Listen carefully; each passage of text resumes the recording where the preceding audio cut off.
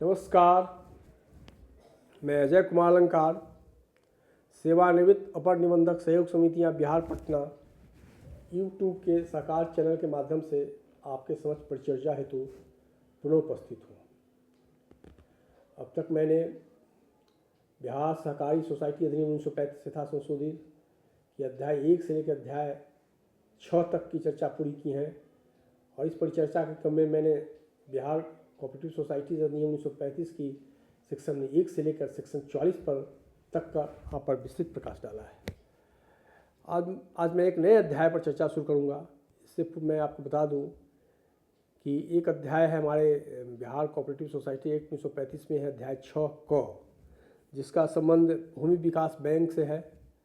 और भूमि विकास बैंक वर्तमान में multi state cooperative society act के अंतर्गत मल्टी स्टेट कोऑपरेटिव सोसाइटी के रूप में निबंधित हो गया है, परिवर्तित हो गया है। इस कारण इसके प्रावधानों पर मैं चर्चा करना उचित नहीं समझता हूँ।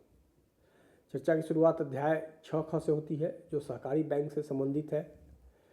धारा 44 क य से अध्याय 6 की शुरुआत होती है। धारा 44 क य स्पष्ट करता है कि यह अध्याय सहकारी बैंकों पर लागू होगा। धारा 44 क य की उपधारा 1 में कहा गया है कि इस अध्याय के प्रावधान निक्षेप बीमा निगम अधिनियम, अंग्रेजी में मैं कहूँ तो डिपॉजिट इंश्योरेंस कॉर्पोरेशन एक्ट 1961 में यथा परिभाषित सहकारी बैंक पर इस अधिनियम के अन्य भागों में अंतर्विष्ट उपबंधों के अतिरिक्त लागू होंगे। यह इस बात की व्याख्या करता है और यह भी कहता है कि यदि अन्य कोई विसंगति हो या अन्य कोई प्रकट असहमति हो तो इस अध्याय के उपबंध इस अधिनियम के अन्य भागों के उपबंधों पर प्रभावी रहेंगे। विसंगति की स्थिति में यही उपबंध प्रभावी होगा। अब मैं अब धारा 44 क य की उपधारा 2 पर आता हूँ।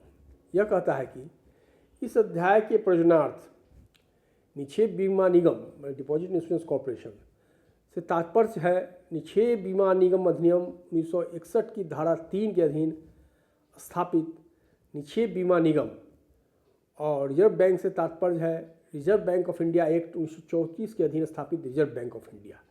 यह परिभाषा यह स्पष्ट करता है कि निक्षेप बीमा निगम से क्या अभिप्राय है और रिजर्व बैंक ऑफ इंडिया से क्या अभिप्राय है। मैं थोड़ा सा यहाँ स्पष्ट कर देता हूँ। रिजर्व बैंक ऑफ इंडिया एक रेगुलेटरी अथॉरिटी है, तो आप जानते ही हैं। निक्षेप बीमा निगम जो है, डिपॉजिट इंश्योरेंस कॉर्पोरेशन जो है उसके माध्यम से जो हमारे सहकारी बैंक में जो जमाकर्ताओं की राशि जमा है उसका बीमा होता है। सहकारी बैंक प्रत्येक वर्ष इसके लिए प्रीमियम भेजते हैं निक्षेप बीमा निगम को, डिपॉजिट इंश्योरेंस कॉर्पोरेशन को। और सहकारी बैंक का यदि उसका जो लाइसेंस है वो रिजर्व बैंक द्वारा रद्द कर दिया जाए या वो परिसमापन की स्थिति में चली जाए, बाइंडिंग का ऑर्डर हो जाए, तो जो डिपॉजिटर्स हैं उनको जो बीमित राशि है, प्रत्येक डिपॉजिटर को 5 लाख तक की राशि बीमित है और 5 लाख तक का वे दावा कर सकते हैं जिसका भुगतान किया जा सकता है। हाल ही में जैसे वैशाली अर्बन कोऑपरेटिव बैंक के लाइसेंस को रिजर्व बैंक ने रद्द कर दिया और लिक्विडेशन में चला गया, तो वहाँ भी भुगतान की इस प्रक्रिया को अपनाया गया है और निक्षेप बीमा निगम से प्राप्त राशि के आलोक में 5 लाख तक की राशि का भुगतान जमाकर्ताओं को किया गया है। पहले यह राशि यह सीमा 1 लाख थी, लेकिन अब इसे बढ़ाकर केंद्र सरकार ने 5 लाख तक कर दिया है। मतलब किसी बैंक में 5 लाख तक की जमा राशि आपकी बीमित है, सुरक्षित है। और मैं अब आगे बढ़ता हूँ। धारा 44 क ट यह कहता है कि विभाजन अर्थात डिवीज़न, समामेलन अर्थात इमालगमेशन, समझौता अर्थात कंप्रोमाइज आदि के बारे में क्या प्रावधान होगा, इसका विस्तृत रूप से उल्लेख करता है। धारा 44 क ट की उपधारा 1 में वर्णित है कि किसी सहकारी बैंक के बारे में समझौता अर्थात कंप्रोमाइज या व्यवस्था अर्थात अरेंजमेंट या उसके समामेलन या एमालगमेशन अर्थात एमालगमेशन या पुनर्निर्माण अथवा रिकंस्ट्रक्शन अथवा उसकी आस्तियों और दायित्वों एसेट और लायबिलिटीज़ के विभाजन, डिवीज़न या अंतरण, ट्रांसफ़र की कोई स्कीम मंजूर करने के आदेश रिजर्व बैंक की पुलिखित मंजूरी के बिना न दिया जाएगा। यह धारा जो है, धारा 44 क ट की उपधारा जो 1 है,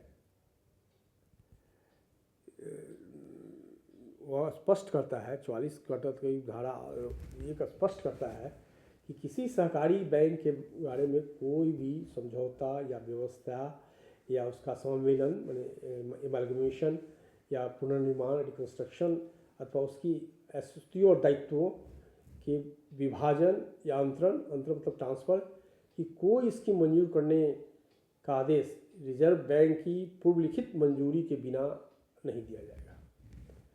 जिस तरह कोई आदेश होगा तो उसमें रिजर्व बैंक की पूर्व लिखित मंजूरी होनी चाहिए, पहले से लिखित मंजूरी उसकी लेनी होगी, तभी हम किसी भी सहकारी बैंक के संबंध में कोई कॉम्प्रोमाइज़, कोई अरेंजमेंट, कोई एमालगमेशन, कोई रिकंस्ट्रक्शन अथवा उसके जो एसेट एंड लायबिलिटीज़ है उसका डिवीज़न या ट्रांसफ़र की कोई स्कीम लागू कर सकते हैं।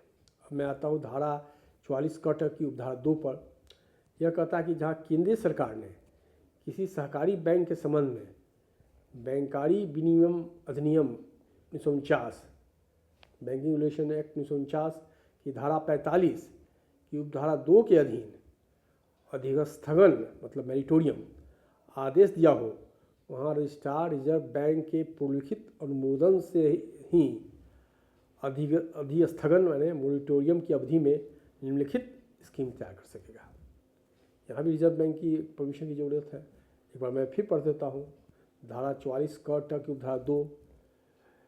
जहाँ केंद्रीय सरकार ने किसी सहकारिता बैंक के संबंध में बैंककारी विनियम अधिनियम बैंकिंग रेगुलेशन एक्ट 1949 की धारा 45 की उपधारा 2 के अधीन अधिस्थगन यानी मोरिटोरियम आदेश दिया हो, वहाँ रजिस्ट्रार रिजर्व बैंक के पूर्वलिखित अनुमोदन से मोरिटोरियम की अवधि में निम्नलिखित स्कीम तैयार कर सकेगा। अब स्कीम क्या है देखिए, एक उसमें लिखा हुआ है कि सहकारिता बैंक के रिकंस्ट्रक्शन के लिए कोई स्कीम दे पाएगा, पुनर्निर्माण के लिए, या किसी अन्य सहकारी बैंक के साथ उसके एमालगमेशन के लिए, किसी अन्य सहकारी बैंक में जो उसकी एमालगमेशन ट्रांसफरी बैंक में उसके एमालगमेशन के समावेलन की स्कीम तैयार कर सकेगा।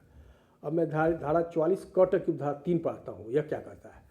धारा 44 कटक की उपधारा 3 यह कहता है कि इस अधिनियम में किसी बात के प्रतिकूल होने पर भी यदि कोई सहकारी बैंक जो निक्षेप बीमा निगम अधिनियम 1961 के अर्थ के अंतर्गत बीमाकृत बैंक हो, समावेलित किया जाए, एमालगमेशन किया जाए, या जिसके संबंध में समझौता या व्यवस्था अथवा पुनर्निर्माण की स्कीम मंजूर की गई हो और निक्षेप बीमा निगम उस अधिनियम की धारा 16 की उपधारा 2 के अधीन बीमाकृत बैंक के निक्षेपकर्ताओं को भुगतान करने का भागी हो गया हो, तो ऐसा बैंक के निक्षेपकर्ताओं मतलब डिपॉजिटर्स, निक्षेपकर्ताओं मतलब डिपॉजिटर्स के भुगतान करने का भागी होगा, तो ऐसा बीमाकृत जिस बैंक के साथ समामेलित किया गया हो वह बैंक अथवा ऐसा समावेलन के बाद गठित नया सहकारी बैंक अथवा यथास्थिति बीमाकृत या अंतर्गती बैंक ट्रांसफरी बैंक उस अधिनियम की धारा 21 में निर्दिष्ट परिस्थितियों में सीमा तक और रीति से निक्षेप बीमा निगम को संदत करने की बाध्यता के अधीन होगा। इस बात थोड़ा सा मैं अंग्रेजी में कर देता हूँ, थोड़ा विस्तृत है, थोड़ा अंग्रेजी को भी देखने की ज़रूरत है, थोड़ा हिंदी का थोड़ा कभी कभी होता है कि यह क्या कहता है, इसको देखने की ज़रूरत है। धारा 44 कटक 3 कहता है अंग्रेजी में, not with standing anything to the contrary content in this act, where a cooperative bank being an insured bank within the meaning of the Deposit Insurance Corporation Act 1961 is amalgamated, or in respect of which a scheme of compromise or arrangement or of reconstruction has been sanctioned and the insured bank under subsection 2 of section 16 of the Act, the bank with which such insured bank is amalgamated, or the new cooperative bank formed after such amalgamation, or as the case may be, the insured bank or the transferring bank shall be under an obligation to repay the Deposit Insurance Corporation in these circumstances to the extent and the manner referred to this section 21 of the Act. कहने का मतलब है कि जो स्थिति है इसमें है कि डिपॉजिट इंश्योरेंस कॉर्पोरेशन का में डिपॉजिट तो हमारा इंश्योर्ड है 5 लाख रुपया तक का, और राशि जो बैंक के ऑडिट के बाद जो राशि निर्धारित की जाती है उसका डिपॉजिट इंश्योरेंस कॉर्पोरेशन उसको उपलब्ध कराता है ग्राहकों को भुगतान करने के लिए। लेकिन साथ साथ यह भी जिम्मेवारी बन जाती है कि वह राशि जो प्राप्त हुई है डिपॉजिट इंश्योरेंस कॉर्पोरेशन से उसको वापस कर दी जाए, उसकी चर्चा यह प्रावधान आपको करता है। अब मैं धारा 44 क पर आता हूँ। धारा 44 क क्या कहता है? सहकारी बैंकों की प्रबंध समिति को सुपरसीड करने की चर्चा इस धारा में है। धारा 44 क यह कहा गया है कि इसमें इस अधिनियम के किसी प्रतिकूल बात के होने पर भी यदि इसकी अपेक्षा रिजर्व बैंक द्वारा लिखित रूप में लोकहित में अथवा किसी सहकारी बैंक के कामकाज को डिपॉजिटर्स के हित में अहितकर होने देने से रोकने के लिए या सहकारी बैंक का उचित प्रबंधन सुनिश्चित करने के लिए की जाए, तो रजिस्ट्रार ऐसी शर्तों पर कुल मिलाकर 5 वर्षों से अधिक ऐसी कालावधि के लिए जो रिजर्व बैंक द्वारा समय समय पर विनिर्दिष्ट की जाए, उस सहकारी बैंक की प्रबंध समिति को सुपरसीड करने तथा उसके लिए प्रशासक नियुक्त करने का आदेश पारित करेगा। एक प्रोविज़न है जिसको वो देखना चाहिए, जो सरकारी बैंकों की प्रबंध समिति कैसे सुपरसीड होगी। इसके लिए ठीक है, सुपरसेशन का ऑर्डर तो हम लोग सेक्शन 41 में निकालते हैं, जिसकी मैंने विस्तृत चर्चा की है। लेकिन किस परिस्थिति में इसमें सरकारी बैंक को सुपरसीड करने का रिजर्व बैंक पहल करेगा या अपनी ओर से लिखित अनुमति देगा, इसकी चर्चा करता है। इस पर फिर पढ़ देता हूँ इसको। धारा 44 क है, इसको समझने की जरूरत है। सहकारी बैंकों की प्रबंध समिति को सुपरसीड करने की बात है इस अधिनियम धारा में। यह कहता है धारा 44 क इस अधिनियम के किसी प्रतिकूल बात के होने पर भी यदि अपेक्षा रिजर्व बैंक द्वारा लिखित रूप में लोकहित में अथवा किसी सहकारी बैंक के कामकाज को डिपॉजिटर्स के हित में अहितकर होने से रोकने के लिए या सहकारी बैंक का उचित प्रबंधन सुनिश्चित करने के लिए की जाए, कोई अपेक्षा की जाए रिजर्व बैंक द्वारा, तो रजिस्ट्रार ऐसी शर्तों पर रिजर्व बैंक द्वारा समय समय पर विनिर्दिष्ट तो रजिस्ट्रार ऐसी शर्तों पर कुल 5 वर्षों से अधिक ऐसी कालावधि के लिए जो रिजर्व बैंक द्वारा समय समय पर विनिर्दिष्ट की जाए, उस सहकारी बैंक की प्रबंध समिति को सुपरसीड करने तथा उसके लिए प्रशासक नियुक्त करने का आदेश पारित करेगा। रिजर्व बैंक लिखित रूप में रजिस्ट्रार को यदि कहता है, अपेक्षा करता है कि लोकहित में या डिपॉजिटर्स के हित में सहकारी बैंक के प्रबंधन का कामकाज सुधारे या सहकारी बैंक को उचित प्रबंधन सुनिश्चित करने की ज़रूरत है, तो रजिस्ट्रार को यह पावर है कि रिजर्व बैंक के दिशा निर्देश के आलोक में वह सहकारी बैंक की निदेशक परिषद को 5 साल की अवधि के लिए 5 साल की अधिकतम अवधि के लिए सुपरसीड कर सकता है और प्रशासक की बहाली कर सकता है। यह प्रावधान है। आगे मैं बढ़ता हूँ। धारा 44 का अंग पर मैं आता हूँ। यह कहता है कि परिसमापन आदेश के लिए भी रिजर्व बैंक की मंजूरी चाहिए। किसी सहकारी बैंक का यदि परिसमापन आदेश निर्गत करना है तो उसके लिए रिजर्व बैंक की मंजूरी चाहिए। धारा 44 का अंग की उपधारा 1 में लिखा हुआ है कि इस अधिनियम में किसी बात के प्रतिकूल होने पर भी कोई सहकारी बैंक रिजर्व बैंक की लिखित मंजूरी के बिना परिसमापित नहीं किया जाएगा, लिक्विडेटेड नहीं किया जाएगा। अब मैं धारा 44 का अंग की उपधारा 2 पर आता हूँ। यह कहता है कि इस अधिनियम में किसी बात के प्रतिकूल होने पर भी निक्षेप बीमा निगम अधिनियम 1961 की धारा 13 में वर्णित परिस्थितियों में रिजर्व बैंक द्वारा यदि रजिस्ट्रार से वैसी अपेक्षा की जाए तो किसी सहकारी बैंक के परिसमापन के लिए आदेश दे सकेगा। यह कहता है कि रिजर्व बैंक यदि कोई अपेक्षा करता है कि रजिस्ट्रार से कि नहीं इस सहकारी बैंक का आप लिक्विडेशन कीजिए, तो परिसमापन के आदेश वो दे सकता है।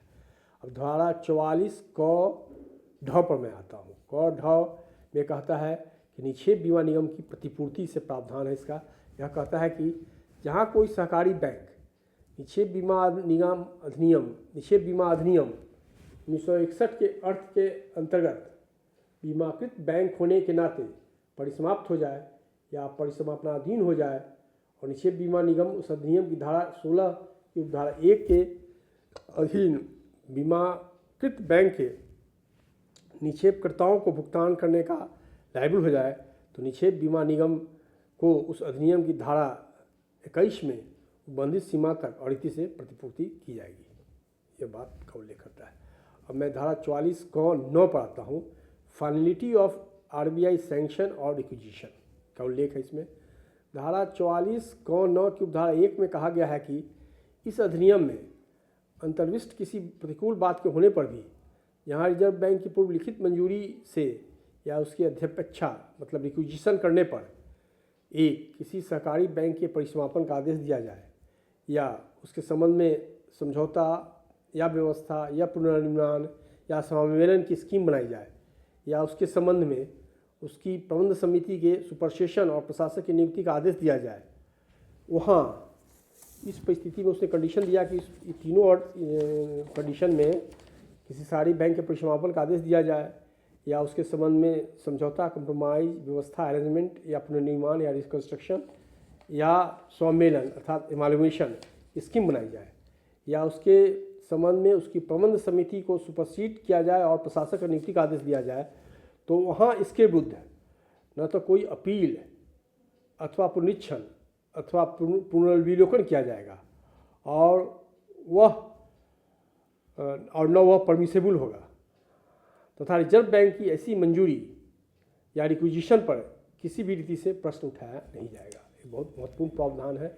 इसका मैं थोड़ा सा यदि अंग्रेजी अनुवाद भी पढ़ दूँ तो आपको ये सुविधा होगी समझने में। थोड़ा सा क्लिष्ट प्रोविजंस है।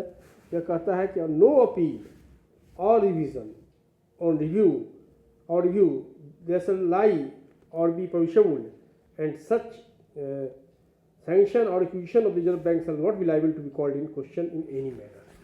रिजर्व बैंक ने यदि दे दिया, आदेश दे दिया, पूर्व लिखित मंजूरी से कह दिया या कि किसी सहकारी बैंक का परिसमापन किया जाए या उसके संबंध में समझौता या व्यवस्था या पुनर्निर्माण या एमालगमेशन की स्कीम तैयार की जाए या उसकी प्रबंध समिति को सुपरसीड किया जाए और प्रशासक की नियुक्ति का आदेश दिया जाए, तो इसके विरुद्ध न तो कोई अपील होगी, न कोई पुनरीक्षण होगा और न कोई पुनर्विलोकन किया जाएगा और न ही यह परमिसेबल होगा कि रिजर्व बैंक की ऐसी मंजूरी या रिक्विजिशन पर किसी भी रीति से प्रश्न उठाया जाए। तो आज मैंने 44 अध्याय 6 में शामिल सहकारी बैंक के विभिन्न प्रावधानों की चर्चा की।